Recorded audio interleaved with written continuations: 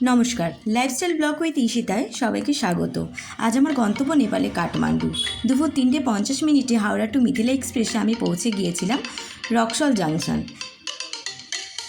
সেখান থেকে টাঙ্গা করে আমি চলে আসি নেপালের বর্ডার মানে বীরগঞ্জে। এখান থেকে শেয়ারিং সুমো করে আমি পৌঁছে গিয়েছিলাম কাঠমান্ডু যাওয়ার অনেক রুটই আছে, কিন্তু আমাদের কলকাতাবাসীর জন্য বিহার থেকে রক্সল হয়ে যাওয়ার রুটটা সবচাইতে ইজি। কাঠমান্ডু পৌঁছে সবার প্রথমে আমি দর্শন করি পশুপতিনাথের। পশুপতিনাথ মন্দিরের ঠিক পিছনেই বয়ে চলেছে বাগমতী নদী। তার ধারেই আছে শ্মশান, সেখানে কাঠির দাহ করা হয়।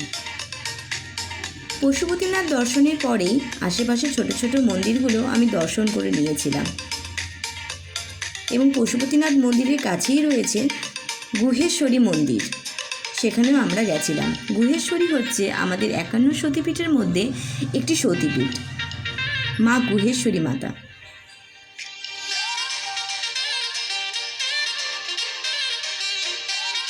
তারপর আমরা আমাদের রুমে ফিরে আসি এবং সন্ধ্যাবেলা আমরা থামিল মার্কেটও যাই।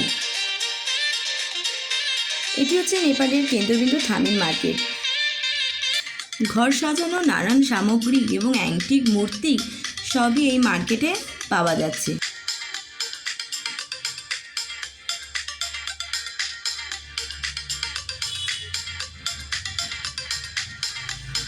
পরের দিন অনেক সকালেই আমরা বেরিয়ে পড়েছিলাম কাঠমান্ডু সাইট সিন দেখতে।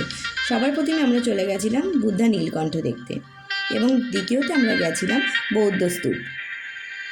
তারপর আমরা চলে গেছিলাম সাংহার কৈলাসনাথ টেম্পলে। এইখানে শিব স্ট্যাচু 143 ফুট, ওয়ার্ল্ডের সবচাইতে উঁচু স্ট্যাচু এটিকে বলা হয়।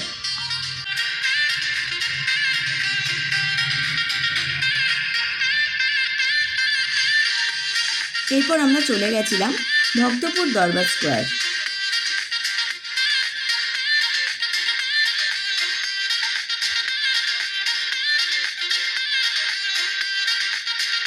ভক্তপুর দরবার স্কোয়ার দেখার পর আমরা চলে গেছিলাম মানকি টেম্পল বা স্বয়ম্ভুনাথ স্তূপ।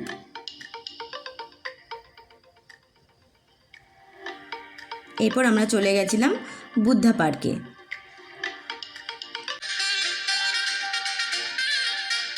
এখানে যে 3টি মূর্তি দেখতে পাচ্ছেন, এটি কিন্তু আমাদের ব্রহ্মা বিষ্ণু মহেশ্বর। তারপর আমি চলে গেছিলাম কাঠমান্ডু দরবার স্কোয়ার। ভীষণ সুন্দর দেখতে ছিল এই দরবার স্কোয়ার।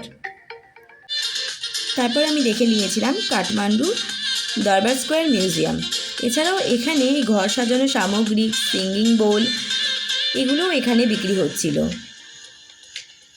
এছাড়াও কাঠমান্ডুতে আরও অনেক স্পট আছে, তোমরা চাইলে দেখতে পারো। তারপরে আমি আমার রুমে ফিরে এসেছিলাম এবং সন্ধ্যাবেলায় লাস্টবারের মতো থামিল মার্কেটটা আরেকবারও ভিজিট করলাম।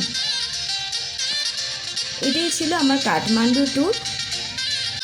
এরপর আমি ফিরে চললাম নিজের বাড়িতে, ইন্ডিয়া, কলকাতাতে। মনটা ভীষণ খারাপ হয়ে গেল। যখন তুমি প্ল্যান করি কোথাও ঘুরতে যাব, তখন মনটা খুব ভালো থাকে, 3-4 মাস যাওয়ার প্ল্যান থাকে, কিন্তু যখন ট্যুরটা দেখা হয়ে যায়, বাড়ি ফিরে আসি, তখন মনটা খুব খারাপ হয়ে যায়। প্রকৃতিও বোধহয় আমার কথাটা শুনে ফেলল। ব্যাস, আবার কি বৃষ্টি চালু, আর চারিদিকে সৌন্দর্যটা খালি একবার দেখো, কত মেঘ উড়ে বেড়াচ্ছে। আমি তো যতটা পেরেছি ভিডিও রেকর্ড করেছি, কিন্তু ফোনে ভিডিও রেকর্ড করার থেকে সামনের দৃশ্যটা আরও বেশি সুন্দর ছিল, অপূর্ব।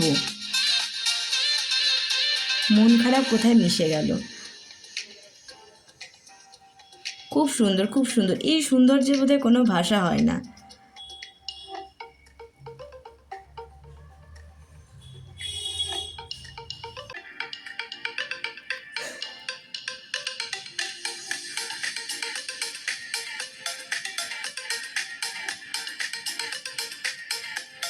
তারপর দেখো কত কুয়াশা, রাস্তা প্রায় দেখাই যাচ্ছে না।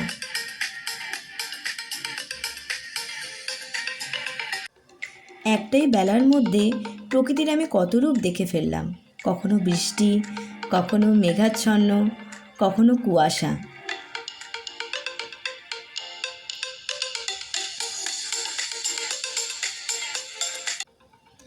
ভিডিওটা কেমন লাগলো অবশ্যই জানাবেন কমেন্টসে। যদি কোনো ভুল হয়ে থাকে আমি সেটা কারেকশন করার চেষ্টা করব, এবং ভালো লেগে থাকলে সেটাও কমেন্টসে জানাবেন। লাইক, শেয়ার, সাবস্ক্রাইব করুন, আমার পাশে থাকবেন। Thank you, tata, by.